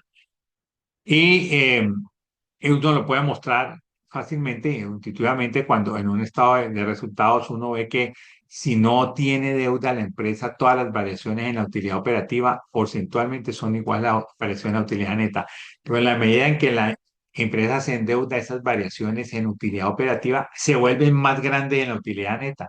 Entonces se vuelve un juego ya un poquito más riesgoso cuando la empresa dice, yo me voy a endeudar mucho porque al endeudarme más, si gano mucho, aquí me subió la utilidad operativa de aquí a acá y la otra me subió de aquí hasta acá, entonces me gano mucho, pero también funciona para el otro lado. Bueno, ese es el riesgo finalmente. Entonces, al final, si está puesto esto, finalmente es como desapalancada, quiere decir que funcionaría como si no tuviera deuda y si no tiene deuda, funciona con la operación normal y luego le agrega esta parte de la deuda. Aquí está la deuda, deuda sobre equity o el patrimonio de la empresa por uno menos T. Entonces, si la empresa no tuviera deuda, el beta de la empresa, o sea, la sensibilidad de la empresa, su sensibilidad al mercado, será igual a la sensibilidad de la operación. Hay operaciones más sensibles que otras. Por ejemplo, una operación de qué sé yo, de una discoteca es muy sensible al mercado. Si el mercado se está contrayendo, se va cerrando porque ya no, la gente no tengo que ir a pagar. Pero es menos sensible, por ejemplo, un restaurante de comidas ligeras. Ese restaurante, la gente siempre va porque tiene que comer y si está trabajando, sale allí y compra. Entonces, es más sensible a la otra. Entonces, eso dice este beta. Si no hay, la empresa no tiene deuda, esto se elimina. ¿Y qué me queda? Que me queda que el beta de la empresa, o sea, el riesgo o la sensibilidad del capital accionario es igual al de el sector o la parte productiva de la empresa. En la medida que le metan deuda, esto va subiendo. Ya, entonces le va sumando a este y entonces ya digamos, el beta de la empresa va siendo mayor. Bueno, eso es como concepto. Pero también, pues, D sobre E, si divido arriba y abajo sobre activos, me da razón de deuda o razón de activos sobre razón de patrimonio pesos de mercado, ¿no? Equity lo llamamos así para distinguir el patrimonio como tal, porque hablamos de patrimonio precios de mercado. Y lo que ustedes van a hacer en el trabajo de grado es hallar el valor de la empresa a precios de mercado, no a precios de libros, porque para eso está la empresa, ya está. Y cuando uno tiene empresas que cotizan en bolsa, es muy fácil, pues hallarlo y poderlo comparar con empresas que cotizan en bolsa. De hecho, ¿cuál es el valor patrimonial de una empresa que cotiza en bolsa a precios de mercado? Número de acciones por precio de la acción. Se llama capitalización bursátil, ese es. Entonces, baja ya cuando estemos posiblemente en la siguiente valorando por múltiplos. Lo que hacemos es buscar empresas que tengan esa participación de mercado y que se parezcan en la parte de bolsa a la nuestra y la comparamos. ¿Cuánto vale esa empresa? ¿Cuánto vale el equity de esa empresa? ¿Y cuánto vale el nuestro? Y nos vamos por ahí. Eso es, y lo comparamos con esto, con lo que estamos viendo ahora, que es flujo de caja. Bueno, tenemos esto. También ustedes saben que razón de patrimonio más razón de pasivos da uno. Por lo tanto, razón de equity es uno menos razón de pasivos. Entonces, todas estas tres ecuaciones, esta y esta son la misma. Y bueno, ya ¿de dónde sacamos nosotros el beta desapalancado? Pues del sector, es el mismo, y el beta del sector, ¿dónde lo sacamos? Pues de financieros que están allí y que han hecho esos estudios. ¿Cómo lo han hecho? Pues muy sencillo, ellos llegan y cogen una empresa que cotiza en bolsa, le toman el beta y luego la desapalancan, le quitan todo el efecto del endeudamiento de esa empresa que sí cotiza en bolsa y le da un beta desapalancado. Si tenemos 20 empresas, pues promediamos los betas quieren ser más o menos cercanos y sacamos un beta.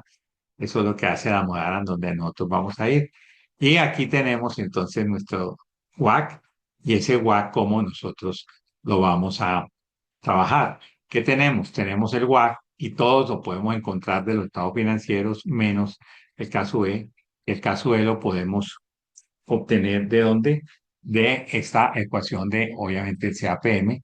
Y este beta en el CAPM lo podemos obtener de acá, de esta ecuación. Y esta ecuación, pues nos vamos a beta sub cero del sector y ya tenemos todo el cuadro. Y aquí hay cosas que hacemos a veces los financieros y es encontrar el beta y el beta sub cero por términos estadísticos. Pero definitivamente esta línea amarilla es la que nos convoca.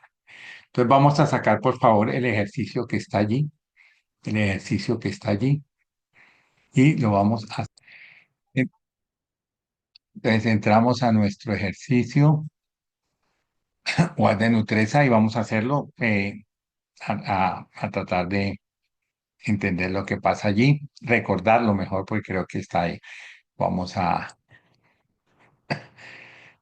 Es que a veces lo hago porque a veces cambio lo que estoy mostrando en la pantalla y no cambia. Entonces, sobre todo, si uno cambia de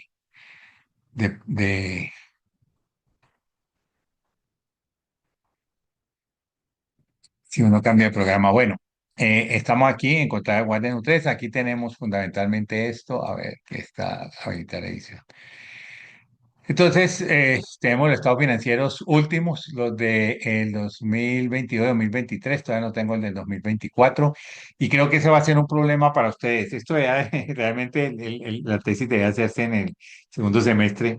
Cuando ustedes van a presentar la tesis, ya tienen el 2024, ya tienen el estado financiero, entonces algunos la pueden presentar con ese como último año y otros que no, porque están haciendo estas, digamos, estas evaluaciones, aplicando estos modelos de flujo de caja y esto, justo, justo cuando todavía no han salido los estados consolidados. Entonces, aquí tenemos los dos estados, lo último que había, digamos, consolidado, y lo que vamos a hacer es encontrar el WAC.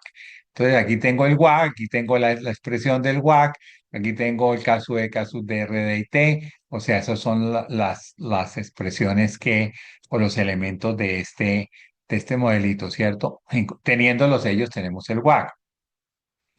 Por el lado amarillito aquí ustedes ven estas pestañas amarillas tienen que ver con el caso E y las que no son amarillas pues tienen que ver con los estados, estados financieros de la empresa. Entonces vamos a empezar por lo más fácil, por la empresa. Entonces, digamos que vamos a trabajar, ustedes ya algunos hicieron estas proyecciones, pero aquí trabajamos, por ejemplo, para hallar el WAC con T. Yo aquí, por simplicidad, y utilicé el último año. A veces es mejor, como lo hicieron algunos, utilizar la serie de años que más o menos esté normal, o sea, de pronto hasta el 22, 21. No estuvo normal, pero fueron 22 y 23 de pronto sí. Y entonces utilizar los dos más de promedio, como lo mostró el primer equipo. Uno coge los dos valores de impuestos y los dos valores de utilidad grabable. Así, suma los dos, dividido entre los dos y eso le da directamente. Aquí tomé uno y entonces para hallar cuál es la tasa de impuestos de esta empresa, pues tomamos lo que se paga de impuestos en ese periodo, en este caso en el último año dividido entre la utilidad grabable y eso me da 32.11. Entonces, ese dato lo pongo aquí, claro, ya estoy conectado para que lo ponga aquí directamente y ya encontramos el dato. Eh, para hallar el caso D, que es lo que cuesta el patrimonio, como le digo, el patrimonio total tiene un costo, perdón, el patrimonio no, el pasivo total tiene un costo. Lo que pasa es que los costos financieros están inmersos. Eh, por ejemplo, los proveedores no tienen, o las cuentas por pagar, no tienen un explícito de costo, a no ser que le den al cliente, a la empresa, un descuento por pronto pago. Pero además ese descuento por pronto pago tiene incluido no solamente el efecto de la empresa como tal, sino de la empresa cliente como tal, sino el efecto de la necesidad de efectivo de la empresa proveedora. Entonces ahí puede haber una distorsión y por eso los descuentos por pronto pago normalmente son mayores que el costo de oportunidad de la empresa que estamos estudiando. Pero hay una empresa, ¿cuál fue? Creo que fue con usted, no me acuerdo, alguien me pasó una empresa y me llamó la atención, no sé si fue Éxito, que ellos dicen, en los proveedores dicen, el valor de la factura es este y el valor racional de los intereses es aquel, o sea, ellos le calculan con una tasa racional los intereses. Al fin de cuentas, en los impuestos no altera porque sea que lo paguen valor total de la factura o este, o valor total de la factura que asumo yo y los intereses, perdón, los intereses tales, también todo van como gasto. Pero es una separación que me parece más lógica porque resulta que sí, prácticamente todo lo que se debe tiene costo. Ahí algunos pueden alegar que no, hombre, es que, por ejemplo, qué sé yo, todo lo que es operativo no tiene intereses, ¿eh? No tiene intereses. Bueno, pues puede ser, pero al final de cuentas es deuda. ¿Quién sí detecta cuál es el interés que paga? Las deudas explícitas, los bancos que le cobran explícitamente, ellos dicen tanta, este es, y a este nivel de riesgo yo le estoy cobrando ese interés. Eso es importante, ustedes que son financieros, riesgo y tasa de interés van de la mano. A veces en Colombia no sucede tan así, pero así es. El beneficio se cobra por el riesgo que haya, la inversionista. Bueno, entonces aquí lo que hicimos fue tomar solo los datos, primero, cuáles fueron las obligaciones financieras de corto y largo plazo, que son las únicas que tienen, digamos, intereses explícitos, y cuáles fueron los gastos financieros, digamos, suponemos que los gastos financieros aquí fueron todos los intereses, y esos fueron pagados sobre las cuentas financieras que tuvieron esos cobros explícitos. Entonces, nosotros lo que hicimos aquí fue hacer un promedio porque yo no puedo tomar, aquí se parecen, pero fíjense que las obligaciones de largo plazo, de corto plazo, en un año estaban, al comienzo del año estaban en 588, al final en 757. Si yo tomo 757, cometo un error mayor porque estoy diciendo que todo el año tuvo 757 millones, 757.000 millones de préstamos de corto plazo. Pero resulta que ellos empezaron con 588. Entonces, más aproximado a la realidad es tomar el promedio de los dos.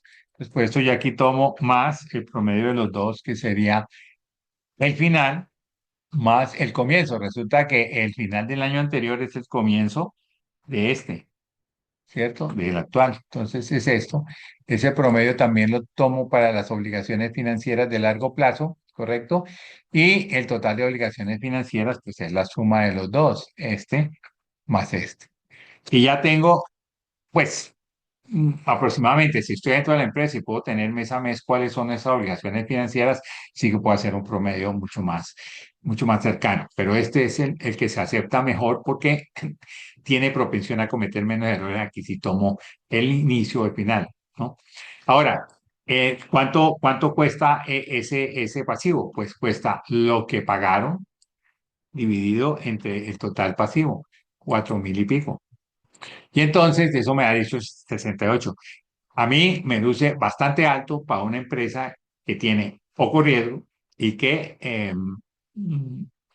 tiene muy alto. Además, hemos medido pues en cada año, porque es que a mí me gusta usar estos datos porque ahí no hay pierde, no hay que decir, ahí ese dato, ¿cómo me lo invento? Porque lo tiene todo. Pero normalmente eran tasas de 10, 7, 8%. Entonces, yo aquí puedo pensar dos cosas. Una es que aprovechando las altas tasas de interés, muchos accionistas se volvieron acreedores. Dijo, páguele al banco y usted me paga a mí la tasa de interés. Y claro, entonces tienen plata buena y segura con una buena tasa de interés. Eso es maliciosamente, o sea, suspicazmente puedo pensar ello. Pero la otra alternativa, porque ahora vemos las tasas, si no alcanzamos a ver, porque me interesa mostrar una página donde están las tasas, porque yo me puse a pensar, esto no puede ser. Pero sí, es posible, en este año, pasado no, pero es posible que hayan tenido deudas de 2, 3 años antes, donde las tasas estuvieron bastante altas. Una de las dos cosas puede pasar, no vamos a aceptar ese para este caso, pero uno puede empezar a mirar si eso no es y puede tener alternativas para obtener ese caso D. Bueno, pues este es el caso D y aquí ya lo ponemos, aquí ya está puesto, está conectado y me falta el RD. La razón de deuda pues es muy sencillo. En este caso, vamos a ver, en este caso, la empresa cotiza en bolsa. Entonces, si yo tengo el número de acciones, aquí lo dice, son estas acciones, y tengo el precio de la acción en el momento donde está puesto el balance, ¿no? Donde está puesto los estados financieros, que fue al final del 2023. Si tenemos el de 2024, pues sería al final, pues aquí lo podemos hacer. Mm, Esto me facilita aquí las cosas porque ya tengo el valor del equity, pero que en el caso de ustedes, justamente el valor del equity es el que vamos a hallar por flujo de caja. Entonces puede pasar alguna interdependencia entre lo que es el valor de la deuda, los intereses y por lo tanto la razón de deuda. Entonces, y al tener esa interdependencia puede tener interdependencia con el WACC también. Entonces se crea una referencia circular que el Excel la puede resolver. Es el último tema de esta serie de las dos clases, esa referencia circular, cómo la podemos obviar. Aquí, pues poniendo los datos acá, pues sencillamente vamos a ver que el equity, o sea, en este caso, el precio de la acción en el mercado daría el equity, el patrimonio propios de mercado, que sería igual a el precio de la acción de ese día por el número de acciones, pero como todas las cifras están en millones, ahí yo tengo que dividirlas entre millones. Entonces me da 20.000 millones, 20.500 millones, que dista mucho del patrimonio que tienen aquí. Dice que aquí yo tengo algo, pues lo tenía medio cubierto ahí porque no era del tema, pero fíjense que este patrimonio, ¿cuánto le da a ellos? El patrimonio, eh, patrimonio, 6 billones. No, perdón, el del 23, 10.7 billones, la mitad. A mí me da 20 billones porque ese es el precio de la acción. Entonces, el libro muestra la historia, nosotros nos interesa en el mercado. ¿Qué sucede? Que nosotros normalmente la empresa que ustedes tienen, si no cotizan en bolsa, no lo tenemos. Entonces, por eso es que hay que calcular cuál es la razón de endeudamiento y entonces ahí se va generando el valor patrimonial. Ahora, mm, aquí tenemos dos activos, pues en este caso muy sencillo, que son el equity más el pasivo total. Y entonces la razón de deuda, pues es o razón de pasivo son los pasivos divididos entre el activo total. Y me da 30,98. Y ese dato ya está acá. ¿Qué me queda faltando? El caso E. Entonces, para encontrar el caso E, aquí está. Pues yo necesito según el CAPM, rentabilidad libre de riesgo, RM y beta. Entonces, vamos a mirar el beta. Yo voy normalmente a la página de Almodovar y en la sencilla, la primera que aparece, ahí me aparece, busco el sector. Si uno tiene un negocio que tiene dos sectores y más o menos son equiparables, pues uno dice, por ejemplo, está el sector de, qué sé yo, construcción de edificios y producción de maquinaria pesada. Supongamos que alguien haga eso. Uno tiene que buscar maquinaria pesada y construcción y hacer un promedio entre los dos. O si hay uno que domina, pues 70-30 en fin, y ahí puede sacar el beta y es aceptado. En este caso, como es solamente producción de alimentos, pues el beta es 0,37. ¿Y cuál beta vamos a tomar? El beta desapalancado, o sea, a ver el beta. Ese es el beta del sector o el beta de la empresa sin apalancamiento. Después le ponemos el apalancamiento, pero tenemos aquí razón de deuda y T, y por eso encontramos el beta de esta manera. Ahí está la fórmula. Es el beta del sector, a mí me gusta llamarlo del sector, beta desapalancado, normalmente lo llaman los demás, por uno más razón de pasivos dividido entre razón de patrimonio, que es uno menos la razón de pasivos, ¿cierto? Y todo multiplicado por uno menos T. O sea, esto se multiplica por uno menos la tasa de impuestos, porque claro, imagínense que uno fuera a perder 100 millones, pero como tiene que pagarle al Estado, ya no le pago 100 sino 100 menos 30. O sea, él me acompañan las pérdidas también en las ganancias. Entonces, algo que variaba así, ahora se vuelve un poquito más estrecho porque hay que pagarle a ellos. Eso es la intuición de esto. Y creo que cierro doble aquí y ya tengo. Ah, ah, ah, ah, ah. Caso de por uno. Es que aquí tengo un doble. ¿Qué hago aquí? A ver, gente, ahí al final lo puso, sí, lo puso bien. Aquí queda perfecto. No vaya a cerrar aquí, está bien. Así está bien, perfecto. Pues fíjense, este es el caso. Con ese endeudamiento tan bajo y este beta tan bajo, ha bajado, porque hasta hace poquito estaba como en punto 42. Pues nosotros traemos, si a alguien no le van a preguntar allá por qué usa Damodaran. Mm, Porque es que él trabaja, bueno, la única crítica que tengo es que él lo actualiza cada 6 meses, pero vale, todo el mundo lo utiliza, es el más utilizado en estos datos. Eh, y es porque cuando uno utiliza el beta sectorial, primero, está utilizando de un sector frente a la economía. Entonces, la economía, digamos, en alimentos de Estados Unidos es gigantesco frente al ácaro de aquí, que es el alimentos de Colombia. Pero es que la economía de Estados Unidos es gigantesca frente al ácaro, la economía colombiana. Va la primera, digamos, desescalamiento para comparar. El segundo es que estamos comparando Eh, el beta, que es una relación de cifras que tienen la misma dimensión, covarianza sobre varianza, tiene porcentaje al cuadrado. Y tercera, todavía tercer nivel, es que ambos porcentajes ya son desescalados, o sea que tiene tres niveles de desescalamiento, por lo tanto es muy aceptable que en este mundo, pues que más o menos, que está muy intercomunicado, que está muy globalizado, pues los mercados más o menos se comportan igual. Claro, si vamos a comparar contra Corea del Norte, ahí no hay nada que hacer porque ese está completamente aislado, pero en el resto sí se parte de esa situación y por eso es que todo el mundo mira lo que ocurre en Estados Unidos porque esas relaciones de allá las podemos extrapolar acá. Y ya tenemos ese, nos falta RF. RF, pues traemos los test de 10 años a Colombia, en cuánto están, y normalmente no hacemos un promedio, sino que sacamos el del día, esto es del día de ayer, creo, de hoy, y eso no ha cambiado mucho, está bien alto, 11,67%. Ese es.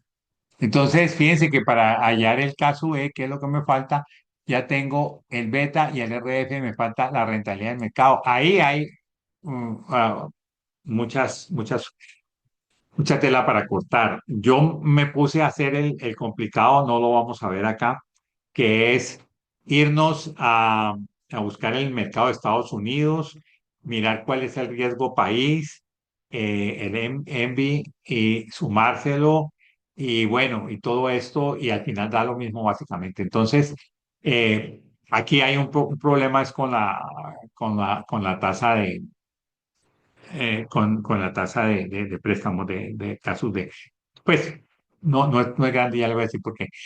Pues aquí esto sí toca porque es que cuando uno toma el índice global, perdón, el Colcap, que es el que usamos siempre para medir el mercado, los índices de mercado son índices, son canastas de acciones que se colocan ahí y se venden.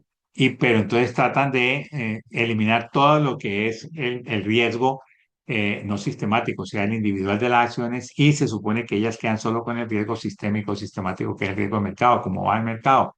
Recuerden, es como si una persona va en un barco, la persona se mueve al ritmo de las olas, pero si está bailando, se mueve un poquito ella sobre el barco y el barco lo mueve al ritmo de las olas. Un observador externo la ve moviéndose mucho, pero realmente el beta lo que mide es el movimiento de la persona frente al barco, no el total. Ese es el sigma. Bueno, entonces, si ustedes ven, esta gráfica nos da una rentabilidad del mercado negativa, pero es porque tenemos un rango muy estrecho de fechas. Del 2011 hasta ahora hay 13 o 14 años. Y en cambio, el índice global tiene como 25 años.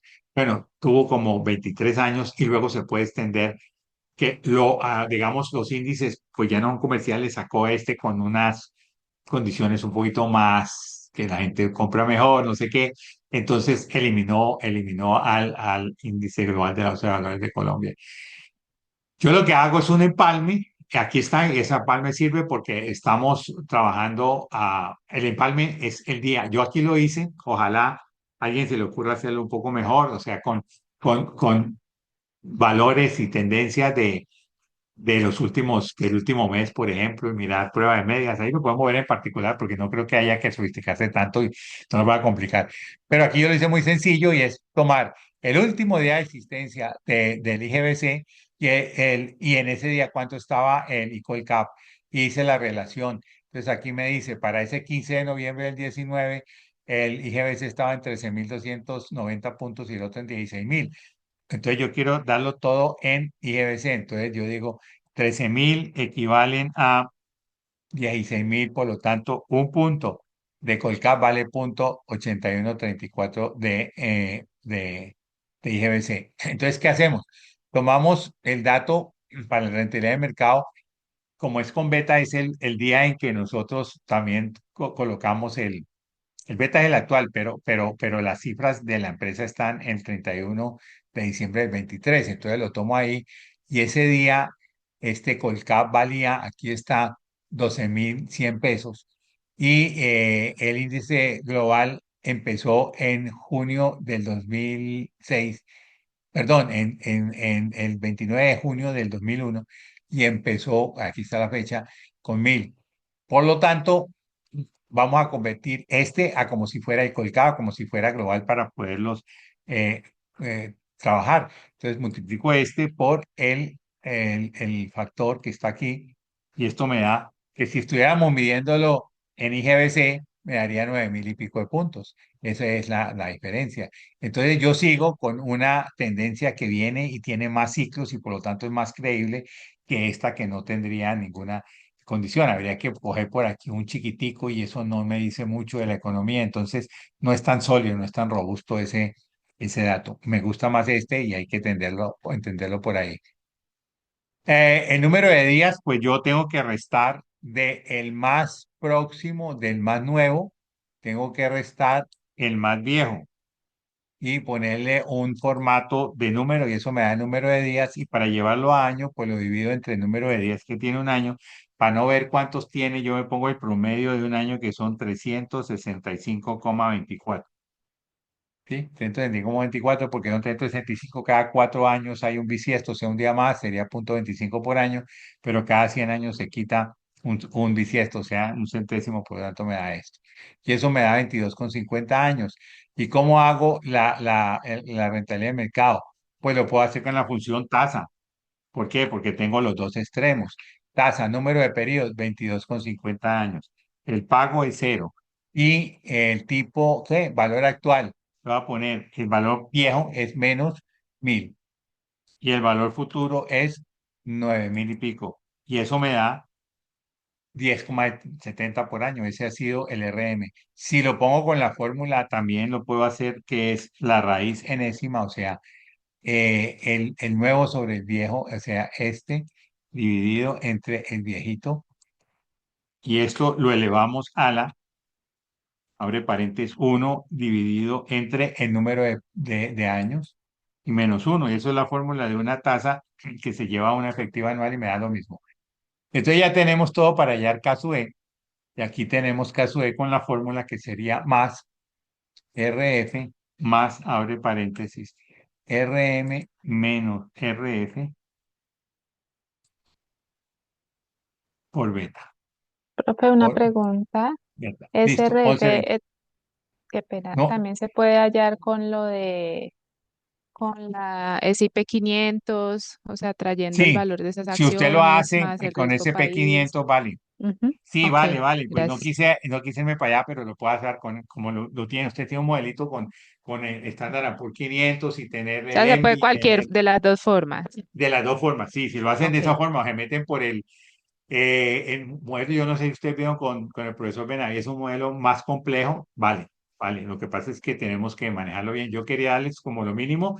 Pero si usted lo quiere cambiar y maneja ese modelo, está bien.